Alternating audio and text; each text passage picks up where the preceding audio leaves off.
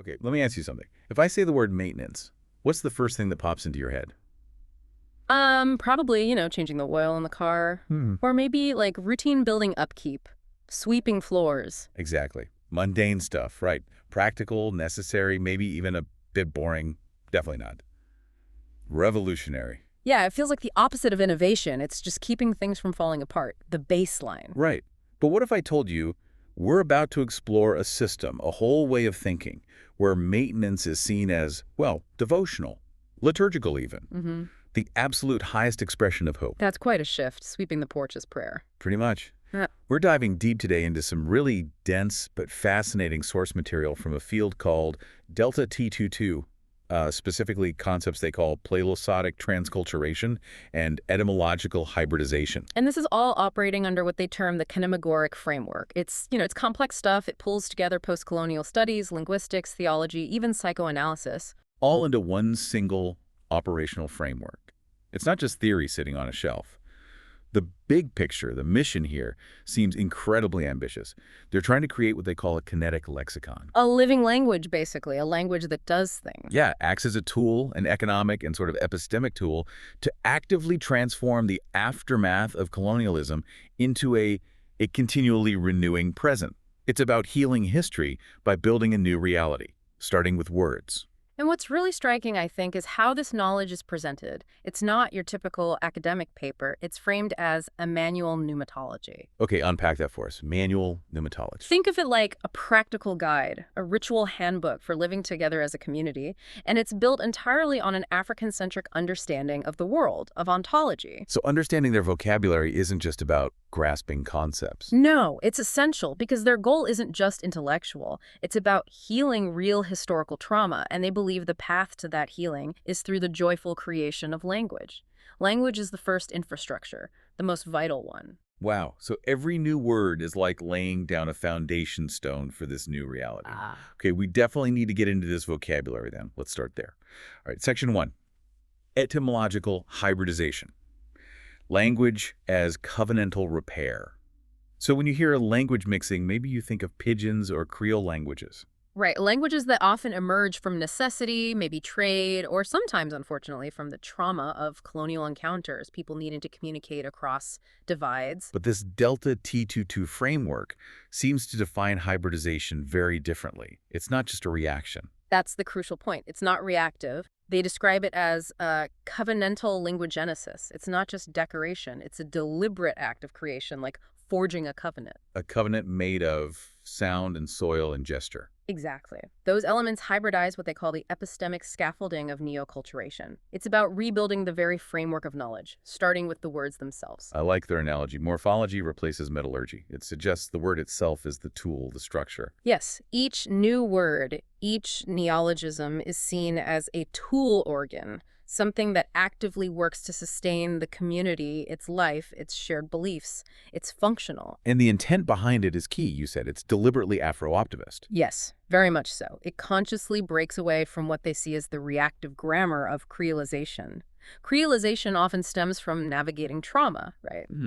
This, they argue, proceeds from joyful grafting, a deliberate positive act of combining things. They call it stamenorgic repair, repairing things by actively, energetically grafting together ancestral roots and future possibilities within the language itself. So the act of combining is itself the repair mechanism. And the specific method for this joyful grafting, is playlosoda. Playlosoda, defined as to loosen and to sew, which is just fantastic, isn't it? It implies play is serious work here. Absolutely. Play is the research methodology. Play is how they achieve theological fidelity. It's not trivial. It's the rigorous testing ground for whether a new word is actually viable, whether it resonates. And this process is meant to achieve something psychologically, too. Afrometanoia. Right. Metanoia is Greek for repentance, a change of mind or heart.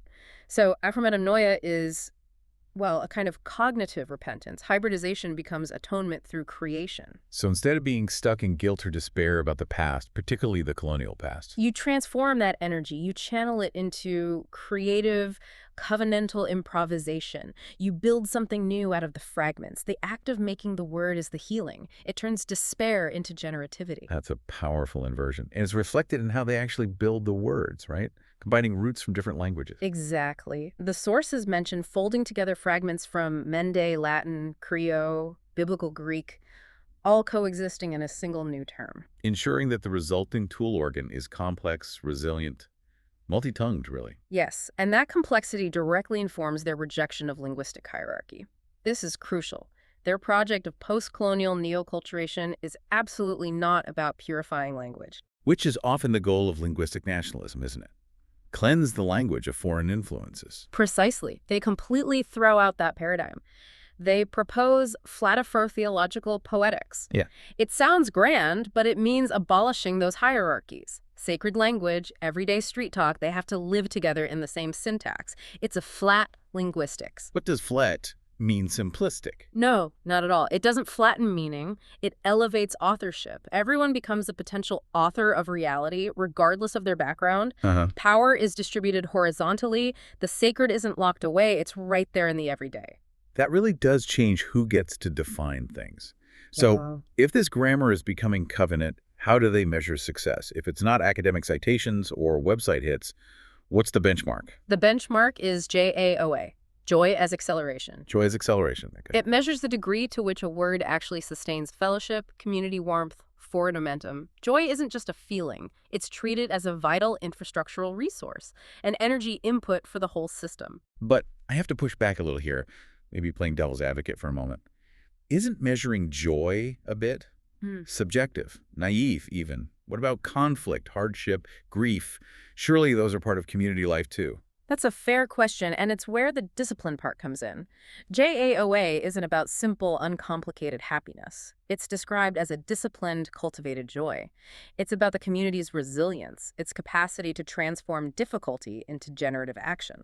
So if a word helps mend a disagreement, or if chanting it makes hard labor feel lighter, more unified, that's JAOA. Exactly. It's quantifiable in the effect it has, the endurance it fosters, the sustainability of the collective action it fuels. The word has to work functionally to build and sustain connection. So it's less about an emotional state and more about the kinetic output, the relational yield. Precisely. The word performs the labor of sustenance. Which brings us neatly to the practice itself, the kenemagoric practice, and this idea of prometautopianism. Prometautopianism. You can hear future like utopia, but also something older, Prometheus, maintenance. It's defined as the future maintained through repair, not invention for invention's sake. Yeah. It's a kind of anti-futurism. The goal isn't some distant, perfect state. It's ensuring the present is continually repaired, healthy, functional. And the linguistic experiment embodies this. Through what they call research triangulation. A new word has to be tested daily across 3 domains: family, ecology, and spirit. If it thrives in everyday use, if elders approve it, if kids start using it in their games, then it graduates into ontology. It becomes real. So verification isn't peer review in a journal. No, it's relational and generational. It demands endurance of repetition across generations. It has to live, breathe, adapt, be passed down. It's about the continual repair of differences through shared use. A flat theology of language where coexistence replaces top-down translation. The word is only real if everyone and everything, including the environment, says yes through use. Exactly, that's the foundation. Okay, let's move to the second section. We've got the word, the hybridization, now the broader framework, the Delta T22 system, and this developmental triangulation. You mentioned playlosoda redefines research itself. Yes, it extends beyond just making words. Research becomes lingual kin-making. The act of research is the act of building community and connection. Fellowship translates directly into epistemology, how you know things. So knowledge isn't separate from relationship. Not at all. They talk about polyphonic subsistence. When a hybrid word works, they give the example covenanter, combining covenant and utter. You hear multiple languages, multiple histories, Mende, Creole, English, co-breathing in that single word. Without one dominating the others. Right. That coexistence is the proof that the fragmentation caused by colonial language can be healed. Every utterance using such a word is an act of shared upkeep, reinforcing that prometautopianism. It's genuine linguistic sovereignty achieved through communion. The word itself is evidence that coexistence is grammatically possible. Authorship isn't individual, it's dispersed into the fellowship. And because it's so communal, the verification method has to be incredibly rigorous, but also deeply relational. That's the developmental triangulation we touched on. A new word needs to resonate across 3 living axes without dissonance. That's attestation. Okay, let's detail these three axes because this really grounds the theory in daily life, doesn't it? It does. The first axis is familial. How does the word circulate in the home? In moments of intimacy. Like, can you sing it in a lullaby? Exactly. Or use it naturally during a family meal or in teaching a child. If a word only works in formal settings, like a council meeting, but feels awkward or out of place in the home, it fails the familial test. It hasn't become kin. It has to bridge the public and the private. Okay, the second axis. The ecological. And this is perhaps the most unique part. Does the word sound, its rhythm, harmonize with the local environment? Wow. So like the sound of rain on a tin roof, the noise of the market, the timing of a rooster crowing. Yes. The word has to feel like it belongs in that specific place, woven into the sensory fabric of the landscape. It can't be an abstraction imposed from outside. It needs to feel native acoustically. So if I invent a really clever verb and it works in the family, but saying it feels jarring when you're, say, planting cassava or its rhythm clashes with the wind, it fails. It fails the ecological attestation. The earth itself acts as a peer reviewer for your lexicon. It has to be grounded in sensory communion in the microphenomenology of daily life, the smell of rain, the feel of a tool. Knowledge has to be felt before it's theorized. Amazing. And the third axis. The spiritual. This checks if the utterance upholds the community's core covenantal relationship, its connection to the unseen, its foundational values. So a word needs to nourish relations across all three simultaneously: family, ecology, and spirit. If it's good for the family but harms the environment, or vice versa. It fails attestation. It's not holistic. This triangulation ensures the language promotes genuine, non-fragmented well-being. And this leads into the psycho-theological dimension, the healing aspect. Right. The practice itself creates a therapeutic infrastructure through what they call semantic sublimation. Sublimation, like channeling difficult energy into something creative. Precisely. Converting inherited trauma, specifically the psychological fragmentation left by colonialism, into communal creativity. What kind of fragmentation are we talking about? The colonial legacy often taught people to compartmentalize, use one language for official business or prayer, another for the home, another perhaps for expressing desire or dissent. It split the self. Ah, okay. Playlosoda, through this semantic sublimation, forces those spheres back together. The hybrid word, forged in labor, tested by family and ecology, becomes a kind of analytic couch where those divided parts of the self can meet and integrate. The word itself becomes the site of healing. And the clinic is just daily life, the veranda. Laughter is the method. Yes. That's the afrometanoia, again, joyful repentance becoming external generativity. And this whole process shapes their pedagogy, their way of teaching and learning. Education without walls, you said. Exactly. It's deeply transdisciplinary linguistics, theology, anthropology, psychoanalysis, all woven together. And learning happens through doing. Mixing cement while reciting neologisms, tending crops while testing verbs. Everyone's a learner. Everyone's a micro-researcher. Testing the words through embodied practice. It's what they call the kinemetric of endurance. How long can this concept stay alive and useful under the real-world pressures of community life? That's the real test. Okay, this is fascinating. Yeah, let's connect this localized linguistic work to bigger global issues. Section 3, hyperobjects, verbing the world, and neologisms. So hyperobjects, people might know the term from Timothy Morton. Right. Usually meaning things that are just too massive, too distributed in time and space for us to fully grasp, like climate change or plastic pollution or radioactivity, things that defy easy localization. And often feel overwhelming, maybe even paralyzing. That's often the effect, yes. An external, terrifying force. But the Delta T2 and 2 framework does something radical here. They shift the perspective entirely. For them, the hyperobject isn't just a static thing or a problem out there. It becomes a living organ of sense. An organ of sense. So, like, climate change isn't just happening to us. It's something the community feels and relates to, like an extension of its own body. Exactly. It stops being an inert threat and becomes an active participant in sensation, cognition, relationship. If climate change is an organ sense, you have to engage with it relationally. Listen to it, tend to it maybe, not just fight it or fear it. This organification. Why is that move so important? It actively rejects the victim narrative often associated with post-colonial contexts facing global crises. Instead of being passive sufferers, the community hybridizes the hyperobject itself, makes it flat, post-racial, post-hierarchical, and brings it into the covenantal field of the family and the village. It demands care, upkeep, relationship. Which logically means if it's a living organ, it can't just be a noun anymore. It has to become a verb, an action. Their syntax reflects this. They talk about objecting, object verbing, organ sensing. What's the purpose of verbing the world like this? It's a way to perceive the dynamic, processual nature of reality that static nouns obscure, especially nouns inherited from colonial frameworks that treated the world as resources. To verbify reality is to see it as this dense, interconnected web of ongoing processes you're part of. So the neologisms they create aren't just internal jargon. No, they're described as semantic microbes designed to seed the cognitive soil for a new world sense. They take these huge abstract crises and translate them into embodied rhythms, things you can chant, gesture, incorporate into work. And they have specific examples of these verbs for tackling hyperobjects. Yes, and they are incredibly evocative for dealing with ecological memory and water issues. They have river remembering. To river remember. It's a practice. It uses elder memory and biomimicry observing nature to essentially oraculate or guide watershed health. It directly links ancestral knowledge to present ecological stewardship. Wow. What about climate instability, geological shifts? For that, they use epoch tremor, a verb that turns felt disruptions like seismic activity or extreme weather shifts into a teaching moment geopedagogy.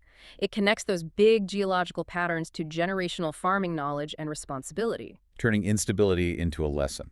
Okay, and technology. How do they handle something like AI within this? This one is amazing. They have a verb, alkin making. Al-kin making. Alkin making, like making kin with AI. Exactly. It's a process to covenantize AI, to bring it into the relational network using naming ceremonies, drawing on ancestral wisdom about non-human intelligences or persons. It refuses to let AI be just a tool for extraction or efficiency. It has to become a relative, part of the community's ethical sphere. Yes. Maybe a difficult relative sometimes, but one you have a responsibility towards. It counters the idea of tech as purely functional or transactional. That's a profound challenge to typical Silicon Valley thinking. And the last example, dealing with toxic legacies, nuclear waste. They have radioactive grandparenting. Radioactive grandparenting. Okay, that sounds intense. It is. It's a verb describing the long-term ceremonial guardianship of toxic sites. It doesn't pretend the danger isn't there. It incorporates the toxicity into ongoing ethical responsibility. It's about hardening the future by ritually containing the past, passing down the knowledge of how to live with these dangerous legacies generationally. Turning an impossible problem into a required liturgical act of care. Yes. And all this linguistic creation, this linguistogenesis, is fueled by JOA, that joy is acceleration. It drives future action in the present. The hybrid word becomes like a metabolic system. Taking in the semantic entropy of empire, the confusion, the toxicity. And processing it, excreting a renewed bioluminescent lexicon of relational being. The world stops being passive. It becomes a verb to be built, a mansion to live in, knowledge to be covenanted. Using the lexicon is maintaining the world, including those hyperobjects. Which brings us back full circle almost to where we started. Section 4, the eschatology of maintenance. This engine, JAOA, joyful optimistic acceleration. It's not just about feeling good. No, it's that disciplined, cultivated joy used as infrastructure. It's the necessary energy for the hard, sustained, communal work of river remembering or alkin making or radioactive grandparenting over generations. And you stress the contrast with Western accelerationism. Absolutely. Western techno-acceleration is often depicted as cold, fast, extractive, potentially dehumanizing. JOA's velocity is human-scaled, propelled by inclusive affect, laughter, song, story. It's the energy of joy converted into durable material reality through care. The argument is that work done with that kind of relational joy is fundamentally more sustainable. This leads to maybe the biggest theological shift. Eschatology without closure. No final apocalypse. Exactly. It's a radical break from typical end times thinking. Instead of waiting for a big destructive finale, the kenemagoric frame focuses on upkeep. The eschatology is maintenance. The endpoint isn't destruction or even a perfect static state, but successful, ongoing care. Yes. Maintenance becomes the perpetual tending of the world as if it's already in its final, unveiled, perfected state. It's the constant housekeeping of meaning, that faithful sweeping of the veranda we talked about. That's liturgy. That's performing the world's ongoing goodness. It's devotional, not mechanical. So eternity isn't outside time, it's in time, constantly renewed, sempiternal eternity. Sustained by reiteration and repetition, but repetition as renewal, not boring redundancy. The living present keeps unfolding the world through endless beginnings. Hope isn't deferred. It's right here, embodied in the act of care. The ends is maintained through endless beginnings. That's quite a statement. It really embodies that prometautopian idea. Hope becomes infrastructure through disciplined liturgical maintenance. And the hybrid word, tested by family, ecology, spirit, that's the smallest, most durable unit of that infrastructure, the foundation of freedom and survival. And the grand vision for all this, where does it lead? Towards establishing a linguistic commonwealth of covenant, a global non-bureaucratic way of sharing these linguistic tools, these ways of knowing. An alternative to the current academic system. Explicitly. The metrics are inverted. Participation matters more than publication. Communal acknowledgement replaces citation counts. And the ultimate test of validity, the one you mentioned earlier. That a theory, a thesis, only gains full validity when it can be sung at dusk without irony. It has to be true enough, useful enough, and beautiful enough to become part of the community's shared rhythm of life, work, and rest. It's the ultimate relational stamp of approval. And they see this whole kenemagoric experiment as potentially offering a template for the future, globally. A kind of post-digital humanism where low-tech, high-touch, covenantal practices from places like Africa show the way forward. Redemption through communion and care, not just code and consumption. Wow. Okay, let's try to summarize this deep dive. We've explored the Delta T22 kinemagoric framework, seeing how language for them is profoundly kinetic. It's not just for describing the world, it's a primary tool for repairing society and meaning sociosemantic repair. Through etymological hybridization, they create new words, tool organs, rejecting linguistic hierarchies, aiming for a flat ontology. And this allows them to engage with massive hyperobjects like climate change or AI, not as terrifying external forces, but as organ sense, dynamic parts of their world they must actively verbify through communal, ritualized maintenance. Yeah, this whole exploration reveals such a different way of thinking about reality itself. Language doesn't just represent reality, it actively accelerates and sustains it through this ritual syntax. And that syntax has to be validated by the earth, by family, by shared joy. The hybrid word itself, forged in community, becomes the most stable infrastructure for freedom. So, we leave you with this thought. You've just journeyed through a framework where a word's truth depends on whether your neighbors, your children, even the rain and the soil attest to it. If language truly is the first infrastructure, the tool for performing afrometanoia, that cognitive shift from despair to creation, what's one small act of deliberate linguistic repair you could perform in your own life? What word could you start using or stop using to begin verbifying the kind of future you hope to maintain?